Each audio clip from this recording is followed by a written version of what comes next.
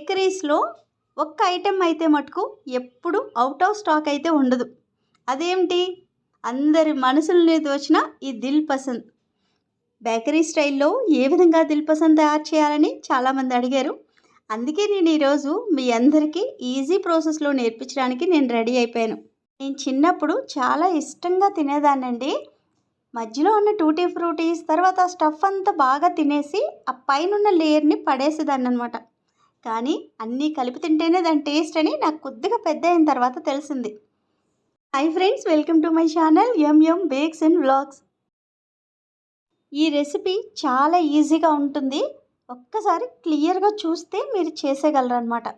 First ఒక bowl తీసుకొని దాంట్లో మైదాని, సాల్ట్ని, బేకింగ్ పౌడర్ని, తర్వాత బటర్ని కానీ గీని కానీ యాడ్ చేసుకోండి. ఇప్పుడు వీటన్నిటిని మీరు చెయ్యి సహాయంతో కొద్దిగా నీళ్ళని యాడ్ చేసుకుంటూ కలపాలి. సేమ్ మనం చపాతీ ఎలా కలుపుతాం ఆ విధంగానే.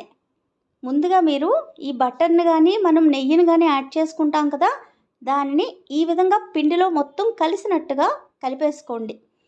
తర్వాత నీళ్ళని యాడ్ చేయాలి. ఇక్కడ నీళ్ళు నేను నార్మల్ కండిషన్లో ఉన్న నీళ్ళనే తీసుకున్నాను, ఎటువంటి వేడి నీళ్ళు అయితే కాదు. కొలత ప్రకారంగా ఎన్ని నీళ్ళు పడ్డాయో నేను చెబుతాను. ఫస్ట్ నేను తీసుకుంది అరకప్పు నీళ్ళు. అవి చూద్దాం, పిండి కలుపుతున్నప్పుడు ఇంకా పడితే వేద్దామని చెప్పి అరకప్పు నీళ్ళు వేసాను అనమాట. ఇప్పుడు మనం కలుపుతున్న పిండికి మీరు అరకప్పు కన్నా ఇంకొక స్పూన్ ఎక్స్ట్రా పడింది నాకు. ఇది మీకు కలుపుతున్నప్పుడు మీకే తెలుస్తుంది. మీకు ఎంత పడితే అంతవరకు వేసుకోండి. నాకు ఇంత పడింది కదా అని మీకు అంతే పడాలి వాటర్ అని అయితే ఉండదు. ముందే చెప్పాను కదా, మనం చపాతీ కలుపుకున్నట్టుగా కలుపుకోవాలి. అలాగని గట్టిగా కలిపేకండి, కొద్దిగా స్మూత్గానే కలుపుకోండి.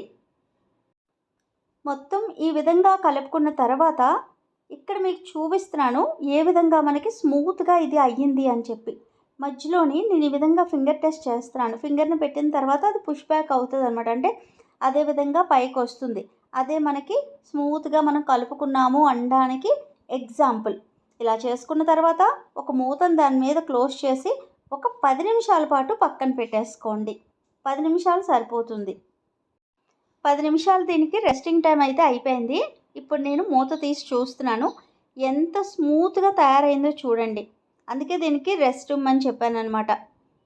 ఇక్కడ మీరు నొక్కుతుంటే మీకు తెలుస్తుంది మీ చేతికి, ఎక్కడ మీకు అంటుకోదు. అంటే ఇది పర్ఫెక్ట్గా మనకి రెడీ అయిపోయిందని అర్థం. దీన్ని పక్కన పెట్టండి.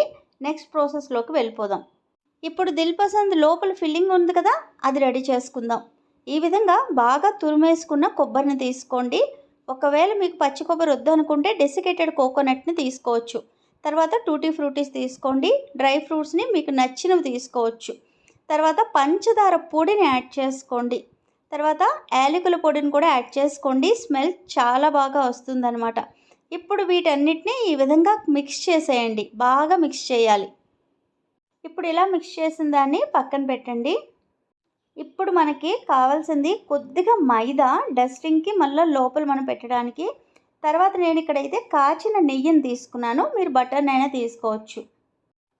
ఇప్పుడు మన చపాతీ ముద్దలాగా తయారు చేసుకున్నాం కదా, దానిని తీసుకొని ఒక్కసారి నీట్ చేయండి. ఇప్పుడు దీనిని మీరు 2 భాగాలుగా చేసుకోండి. 2 భాగాలుగా అంటే ఒకటి చిన్నది చేసుకోండి, ఒకటి పెద్దది చేసుకోండి. ఎందుకు అలా చెప్తున్నానో మీకు ఇప్పుడు నెక్స్ట్ దాంట్లో తెలుస్తుంది. అంటే మీరు కట్ చేసుకునేటప్పుడే ఒక భాగం కొద్దిగా ఎక్కువ కట్ చేసుకోండి, ఒక భాగం కొంచెం తక్కువ చేసుకోండి. దీనిని ఇప్పుడు చపాతీలాగా ఒత్తేసుకోండి. కొద్దిగా మైదాతో కాబట్టి చపాతీలాగా చేస్తున్నప్పుడు సమంగా రాదు, స్టిక్ అవుతూ ఉంటుంది. అప్పుడు మీరు కింద కొద్దిగా మైదాని యాడ్ చేసుకుంటూ మీరు చేస్తే మీకు ఇలా రౌండ్ షేప్లో అయితే వస్తుంది. ఇప్పుడు నెయ్యిని తీసుకొని కొద్దిగా వేసుకొని ఈ సైడ్స్ నుంచి లోపల దాకా ఈ విధంగా స్ప్రెడ్ చేయండి. దీన్ని మీరు చేయి సహాయంతో కూడా చేయొచ్చు, లేదు అంటే ఇలా స్పూన్తో కూడా మీరు స్ప్రెడ్ చేసేయచ్చు. ఇప్పుడు దాని మీద మైదాని కొద్దిగా స్ప్రింకిల్ చేయండి. చిన్నది తీసుకొని స్ప్రింకిల్ చేస్తే సరిపోతుంది. వేసేయొద్దు, ఓకేనా? ఉంది కదా పక్కన పెట్టాను కదా అని చెప్పేసి అలా అస్సలు చేయొద్దు. కొద్దిగా మాత్రమే స్ప్రింకిల్ చేయాలి. ఇప్పుడు దాన్ని నేను చూపిస్తున్నట్టుగా మీరు రోల్ చేయండి. ఇలా మీరు లాగి లోపలికి పెడుతూ రోల్ చేయాలి. అలా చేసిన తర్వాత దీన్ని మీరు రౌండ్ లాగా అంటే సైడ్ నుంచి రోల్ చేసుకుంటూ రావాలి. ఇక్కడ నేను చూపిస్తున్నట్టుగా చేయండి, సరిపోతుంది. ఇలా ఎందుకు చేయాలంటే మన దిల్ పసంద్ తినేటప్పుడు పర్ఫెక్ట్గా బేకరీలో తిన్నట్టుగానే వస్తాయన్నమాట.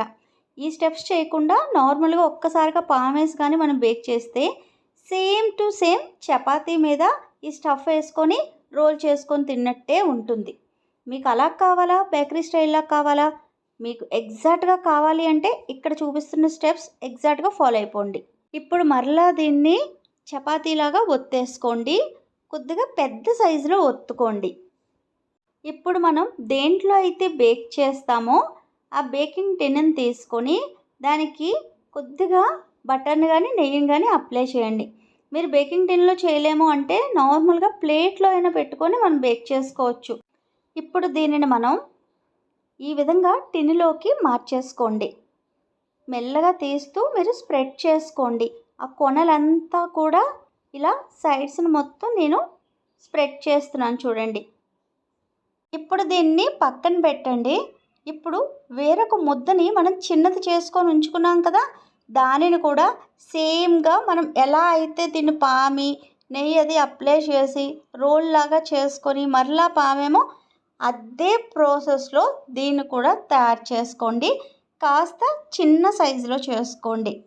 ముందుగానే మీ కుక్కర్ కానీ అవన్ కానీ ప్రీహీట్ పెట్టేసుకోండి. అదే అవన్ అయితే 180 డిగ్రీల దగ్గర 10 నిమిషాల పాటు ప్రీహీట్ పెట్టేసుకోండి. కుక్కర్ అయితే సేమ్ మనం కేక్ ఎలా బేక్ చేస్తాం అలాగే తయారు చేసుకోవాలి. ఇక్కడ నేను ఎంత సరిపెడితే అంతవరకు ఆ స్టఫ్ను వేస్తున్నాను. మొత్తం మరీ ఎక్కువైపోయింది అనుకోండి, బేక్ అయిన తర్వాత కొద్దిగా సైడ్ నుంచి బయటకు వచ్చేస్తుంది. అందుకే ఎంత మొత్తంలో వేయాలో అంతవరకు వేసుకొని ఇలా స్ప్రెడ్ చేసుకోండి. ఇప్పుడు దీని మీద ఏదైతే మనం చిన్నది చేసుకున్నామో దాంతో కవర్ చేసేయండి ఈ విధంగా. అందుకే నేను చెప్పాను కదా, చిన్నది చేసుకోండి ఒకటి పెద్దది చేసుకోమని. ఎందుకు చెప్పాను? ఇందుకే కిందన పెట్టిందంతా పెద్ద సైజులో చేసుకున్న చపాతీలాగా, పైన పెట్టింది ఏంటంటే చిన్న సైజులో చేసుకుంది.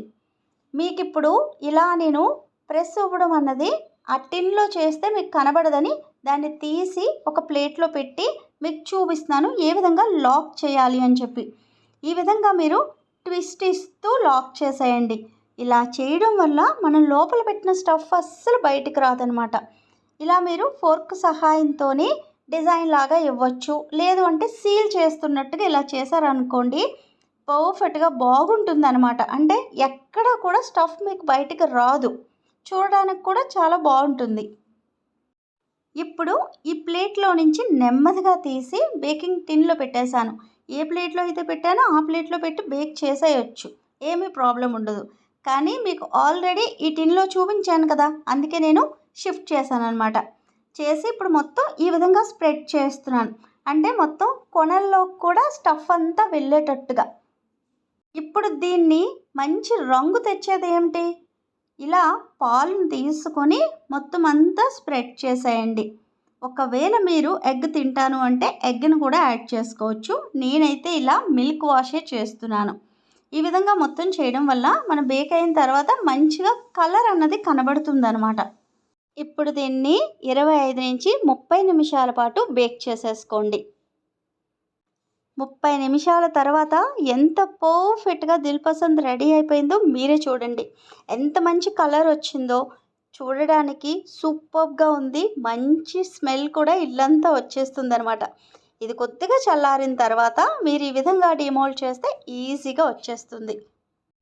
ఇప్పుడు కొద్దిగా బటర్ తీసుకొని ఈ విధంగా స్ప్రెడ్ చేయండి మొత్తం దిల్ పసంద్ అంతా. ఎందుకంటే దాని కలర్ ఇంకా మనకి షైనింగ్గా కనబడుతుంది అనమాట. చూడడానికి తినడానికి కూడా యమ్మీగా ఉంటుంది. అంతేనండి, మన బేకరీ స్టైల్లో దిల్ పసంద్ అయితే రెడీ అయిపోయింది.